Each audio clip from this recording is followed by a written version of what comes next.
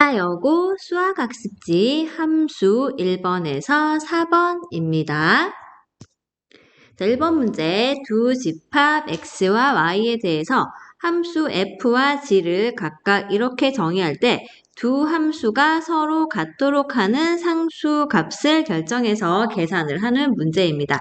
자, 두 개의 함수가 같다는 것은 정의역과 공역이 일치하는 상태에서 그건 되죠.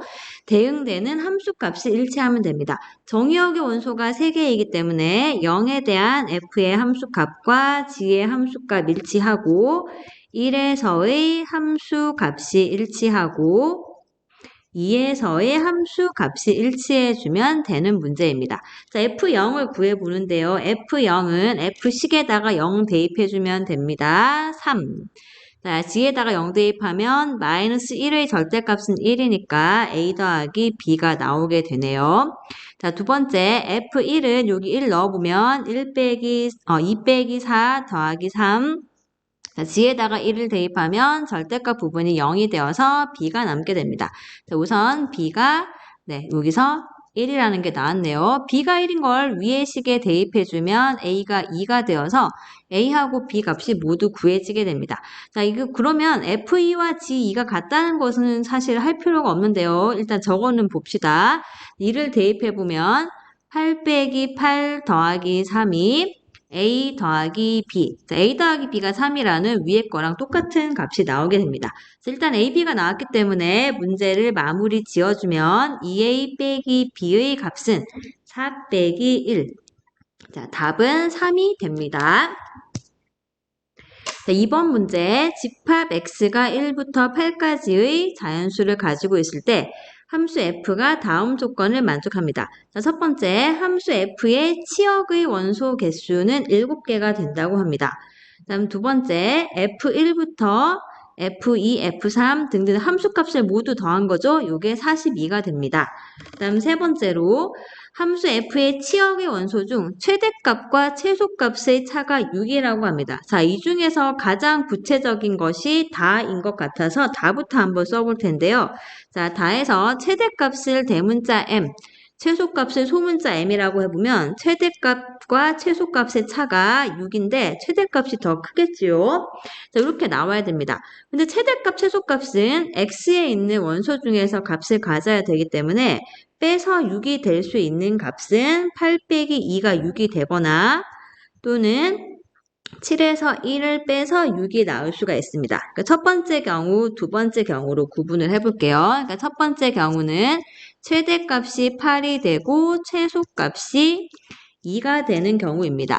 자, 이 경우에 치역은 누구냐 하면요. 2하고 8은 분명히 들어가 있어야 되고 원소 개수가 7개인데 2하고 8 사이에 있는 숫자를 모두 넣어줘야지만 원소 개수가 7개가 나오게 되겠습니다. 자, 여기서 하고 싶은 것은 이제 나 조건을 쓰면 되는데요.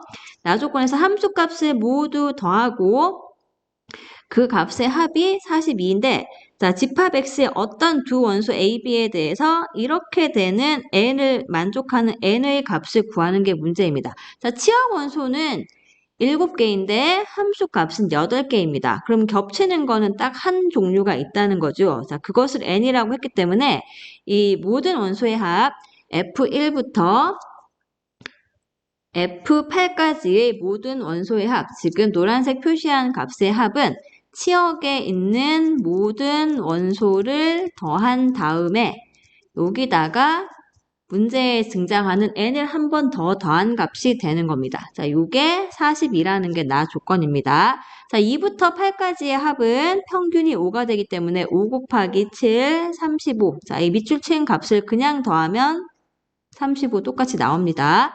자, 이 경우에 첫 번째 경우는 n 값이 7이 됩니다. 이건 가능한 값입니다. 왜냐하면 n이라는 게 7.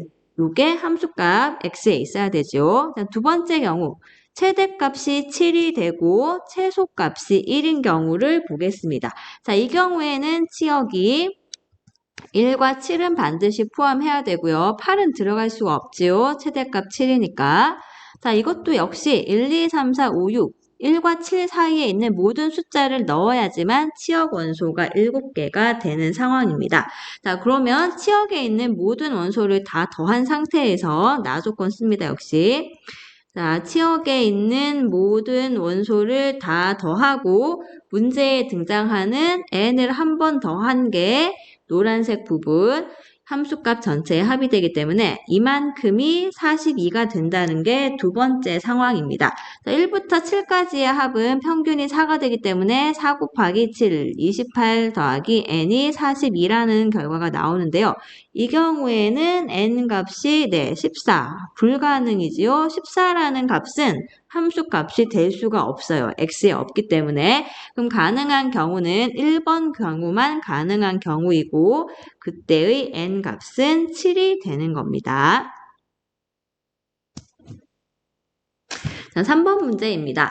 두 집합 x, y에 대해서 f는 x에서 x로의 1대1 대응이라고 합니다. 자, 1대1 대응인 경우는 치역과 공역이 일치하고 x에서 서로 다른 원소들은 y에서도 서로 다른 원소들의 대응이 되어야 합니다. 자, 이 관계를 지켜줘야 되는데요. 자, F1은 7은 그냥 그렇구나 하면 되고요.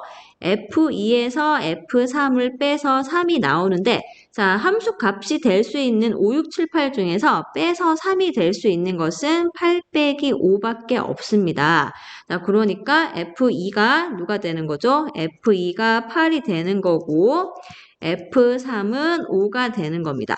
그럼 F1은 7 나와 있으니까 F4는 누구일까요? 지금 F1은 7 됐고 F2가 8, F3이 5. 그럼 1대1 대응이 되기 위해서는 F4는 남아있는 6을 가져갈 수밖에 없는 상황이 됩니다.